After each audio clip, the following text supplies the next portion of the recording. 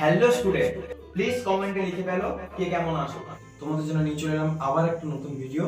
যারা যারা মাধ্যমিক দিচ্ছ 2026-এ এবং সামনেই তোমাদের টেস্ট পরীক্ষা নভেম্বর থেকে শুরু হচ্ছে, তো এই 26-এ যারা মাধ্যমিক দেবে তাদের বাংলার কিছু কিছু টিপস আমি নিয়ে এসেছি। অনেক স্টুডেন্ট আছে তোমরা যারা ঠিকঠাক করে পড়াশোনা করছো না এবং পড়তে ভালো লাগে না, যারা 60 থেকে 80 পাওয়ার মতো আমি একটা দারুণ টিপস করেছি। সব কিছু পড়তে হবে না তোমাদেরকে, কিছু অংশ মাত্র পড়তে হবে, সেগুলো আজকের ভিডিওতে আমি বলবো। তাই আজকের ভিডিওটা সত্যি গুরুত্বপূর্ণ একটা পার্ট হতে চলেছে তোমাদের জন্য। তো তোমরা বাংলা সিলেবাস দেখে অনেকেই ভয় পাও যে এত বড় সিলেবাস কি করে কমপ্লিট করব। তো যাতে তোমরা সেই ভয়টা কাটাতে পারো তার জন্য আমি সিলেবাস অনেকটাই ছোট করে দেবো এবং তোমাদের সহজ অধ্যায় হিসেবে কাজ করব, যাতে তোমাদের পড়াটা সহজ লাগে। তার জন্য কিছু টিপস দেবো, তাই ভিডিওটা একটু স্কিপ করবে না, মন দিয়ে দেখবে যে পার্টগুলো আমি বাদ দিয়েছি বা যে কেন বাদ দিয়েছি বা কোনগুলো পড়লে বেশি গুরুত্বপূর্ণ, কোন কোন পার্ট পড়বে, কোন কোন অধ্যায় পড়বে, সবকিছু এই ভিডিওর মধ্যে আমি বলে দেবো। ভিডিওটা একদম প্রথম থেকে শেষ পর্যন্ত সবাই দেখো। আজকের ভিডিওটা মূলত তোমাদের নম্বর বিভাজনটা রয়েছে সেই নম্বর বিভাজনটা আমি তুলে ধরবো এবং অধ্যায় ভিত্তিক সিলেবাসটা তোমাদের তুলে ধরবো। সেই সিলেবাসের মধ্যে তোমাদের গল্প অনেকগুলো রয়েছে, কবিতা অনেকগুলো রয়েছে, কিন্তু কোন কবিতা বা কোন গল্পটা পড়লে তোমরা বেশি কমন পাবে সেগুলো সম্পর্কেও বলবো, কি পড়তে হবে কি পড়তে হবে না সব নিয়ে আজকের আলোচনা। তাই ভিডিওটা অত্যন্ত গুরুত্বপূর্ণ তোমাদের জন্য। আর খুব শীঘ্রই, খুব তাড়াতাড়ি তোমাদের জন্য ইতিহাসের সেকেন্ড সেট নিয়ে আসছি আমি, এবং বাংলায় ও নতুন সেট নিয়ে আসবো এবং নতুন সাজেশন নিয়ে আসবো। আর চ্যানেলটাকে সাবস্ক্রাইব করে দিও, কেননা আমি এরপরে খুব তাড়াতাড়ি সাজেশনগুলো নিয়ে আসবো, সেট টু সেট সাজেশনগুলো আমি নিয়ে আসবো। তো প্রত্যেকটা সাজেশন পেতে চ্যানেলটাকে সাবস্ক্রাইব করো, আর ভিডিওটা যদি ভালো লাগে লাইক করো, কমেন্ট করো এবং বন্ধুদের কাছে শেয়ার করে দিও। তো দেখতে থাকো পুরো ভিডিওটা। কেবল যারা 60 থেকে 80 নম্বরে টার্গেট রেখেছো তাদের জন্যই কিন্তু এই সিলেবাসটা। দেখো, তোমরা প্রত্যেকেই বিদ্যালয় থেকে 10 নাম্বার করে পাচ্ছ, তাহলে বাকি থাকলো 90 নাম্বার।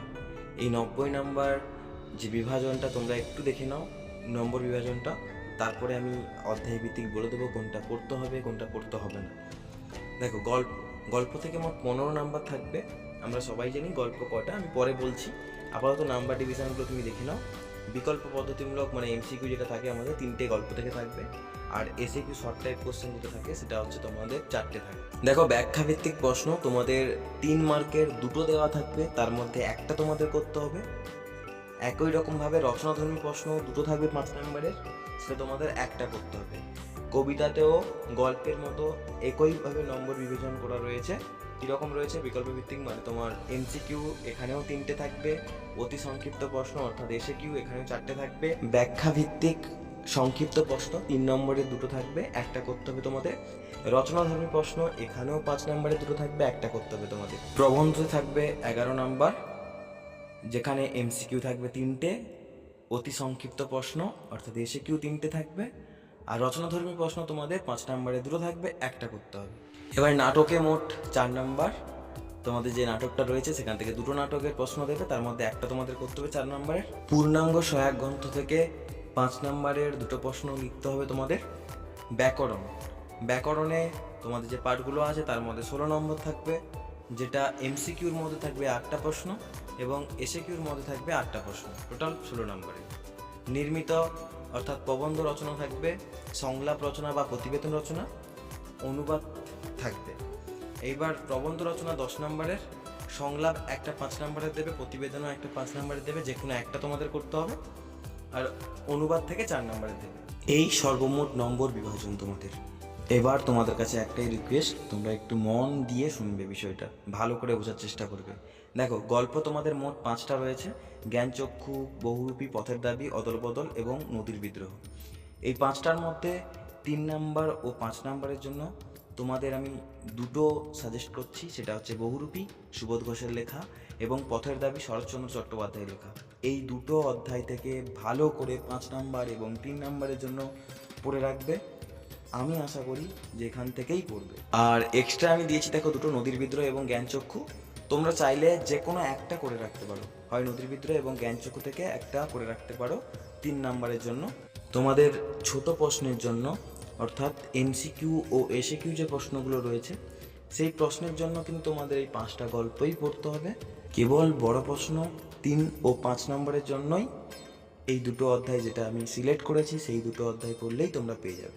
এবার দেখো কবিতা। তোমাদের কবিতা সব মোট 7টি রয়েছে। অসুখী একজন, আয়ারও বেঁধে বেঁধে থাকি, আফ্রিকা, অভিষেক, প্রলয় উল্লাস, সিন্ধু তীরে, অস্ত্রের বিরুদ্ধে গান। এর মধ্যে তোমাদের 3 এবং 5 মানের প্রশ্ন আসার সব থেকে বেশি চান্স রয়েছে প্রলয় উল্লাস থেকে, যা কাজী নজরুল ইসলামের লেখা, এবং সিন্ধু তীরে সৈয়দ আলাওলের লেখা, অসুখী একজন পাবলো নেরুদার লেখা, আর তোমরা এক্সট্রা করে রাখতে পারো অস্ত্রের বিরুদ্ধে গান, জয় গোস্বামীর লেখা। এই কবিতাগুলো করলেই তোমরা কমন পেয়ে যাবে 3 এবং 5 মানের প্রশ্নগুলো। প্রবন্ধ তোমাদের দুটো রয়েছে, একটা হারিয়ে যাওয়া কালিকলম, আর একটা হচ্ছে বাংলা ভাষার বিজ্ঞান। তোমাদের ছোট প্রশ্নের জন্য দুটোই পড়তে হবে, কিন্তু বড় প্রশ্নের জন্য দুটো থেকে একটা একটা করে দেবে 5 মার্কের, তোমাদের যে কোনো একটা করতে হবে। সুতরাং যে কোনো একটা প্রবন্ধ তোমরা যদি একটু মন দিয়ে পড়ো, তাহলে 5 নম্বরের একটা প্রশ্ন অনায়াসে তোমরা লিখতে পারবে। নাটকের ক্ষেত্রে কিছু বলার নেই, সিরাজউদ্দৌলা তোমাদের একটাই নাটক আছে, একটু ভালো করে পড়বে। সিরাজউদ্দৌলা এখান থেকে 4 নম্বরে দুটো থাকবে, তোমাদের একটা করতে হবে। এবারে সহায়ক গ্রন্থ, যেটা কোনি মতিনন্দীর লেখা, তোমাদের যে পাঠগুলো রয়েছে সেই পাঠগুলো থেকে তোমাদের দুটো 5 নম্বরের প্রশ্ন করতে হবে। ব্যাকরণের পাঠগুলো কারক ও অকারক সম্পর্ক, সমাস, বাক্য ও বাচ্য। এই ব্যাকরণ পাঠগুলো নিয়ে আমি 4টে টপিকের উপরে 4টে ভিডিওই দেবো, বেশি দেবো না। আশা করি 4টে ভিডিও যদি কেউ মন দিয়ে দেখো, তারা ব্যাকরণে 16 পেতে পারো। এবার দেখো তোমাদের নাম্বার ক্যারি করা একটা ভালো টপিক রয়েছে, যেটা হচ্ছে নির্মিত। এখানে 19 নাম্বার রয়েছে, একটু মন দিয়ে এটা দেখবে। যেটা হচ্ছে প্রবন্ধ রচনা আছে একটা, যার মধ্যে 10 নম্বরের প্রবন্ধ পড়ে।